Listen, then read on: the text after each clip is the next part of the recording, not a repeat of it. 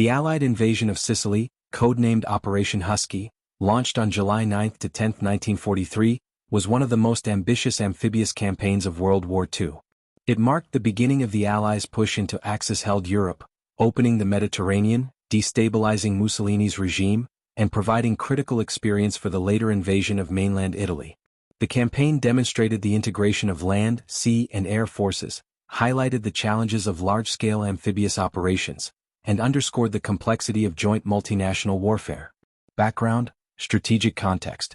By 1943, the Allies faced multiple strategic considerations. North African victory.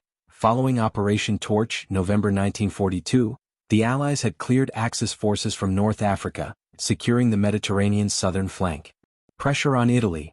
The Mediterranean route offered a path into southern Europe, enabling the Allies to bypass the heavily fortified Atlantic Wall and attack Axis territory from the south. Political objectives. The invasion of Sicily aimed to destabilize Mussolini's government, weaken Italian morale, and encourage Italy to exit the war. Preparation for continental Europe.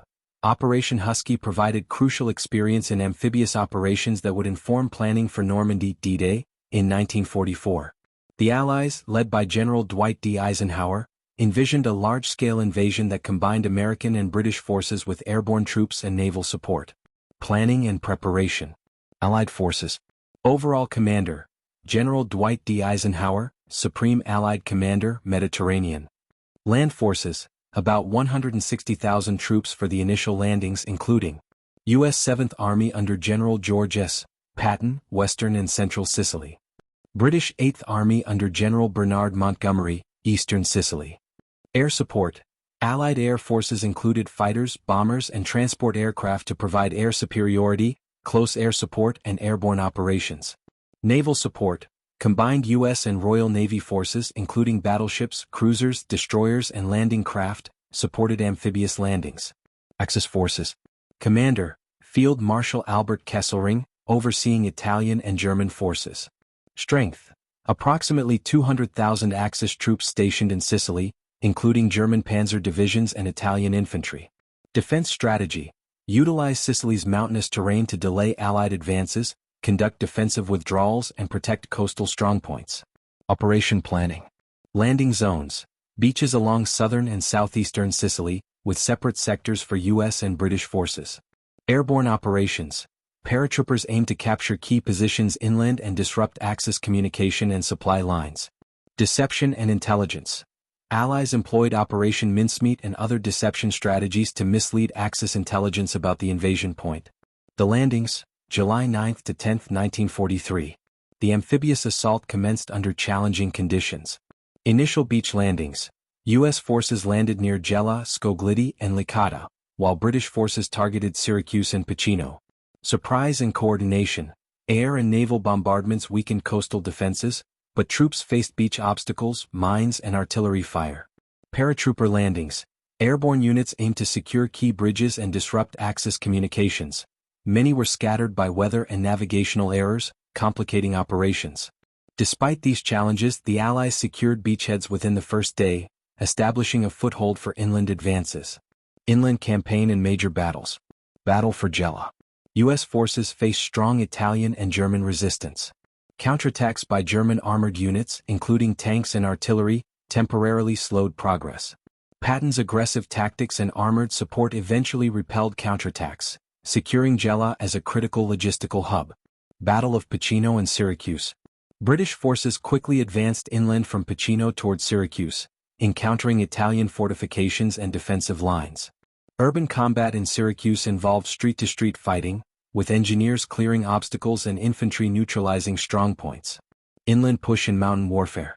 Sicily's rugged terrain presented major obstacles: narrow mountain passes, rivers, and fortified towns. Allies conducted flanking maneuvers and coordinated artillery strikes, slowly advancing against German defensive positions. The German Hermann Göring and Panzer divisions conducted delaying actions, buying time for Axis forces to retreat toward the northeastern coast. Air and naval support. Allied aircraft maintained air superiority, preventing significant Axis reinforcements from reaching Sicily. Naval bombardments provided fire support for ground troops and interdicted coastal withdrawals. Leadership and command dynamics. American leadership. General George S. Patton, known for aggressive, rapid maneuvers. His leadership accelerated the U.S. advance but sometimes strained coordination with British forces. General Omar Bradley oversaw U.S. 7th Army logistics and planning, ensuring supply lines and reinforcements kept pace with frontline operations. British leadership. General Bernard Montgomery advocated methodical, coordinated advances with artillery and infantry support, emphasized minimizing casualties and maintaining cohesion. Naval coordination. British naval officers ensured continuous support and protection of supply convoys. German and Italian command. Field Marshal Albert Kesselring executed a strategic defense using mobility, terrain, and delaying tactics. Italian commanders, often hampered by low morale, limited equipment, and divided command structures, contributing to rapid territorial losses. Casualties and losses. Allied casualties. Approximately 23,000 to 25,000 killed, wounded, or missing, including both U.S. and British forces. Axis casualties. Around 30,000 killed or captured, with tens of thousands retreating to the Italian mainland. Civilian impact. Sicilian towns suffered bombardment, displacement, and food shortages, with thousands of civilians fleeing inland or toward ports. Strategic consequences. Fall of Mussolini. The invasion undermined Italian confidence in Mussolini, leading to his removal from power on July 25, 1943. Opening the Italian front. Securing Sicily enabled the Allies to launch the mainland invasion of Italy, Operation Avalanche, Salerno, September 1943. Axis retreat and loss of initiative. German forces were forced to withdraw northward, leaving southern Italy vulnerable. Allied amphibious experience.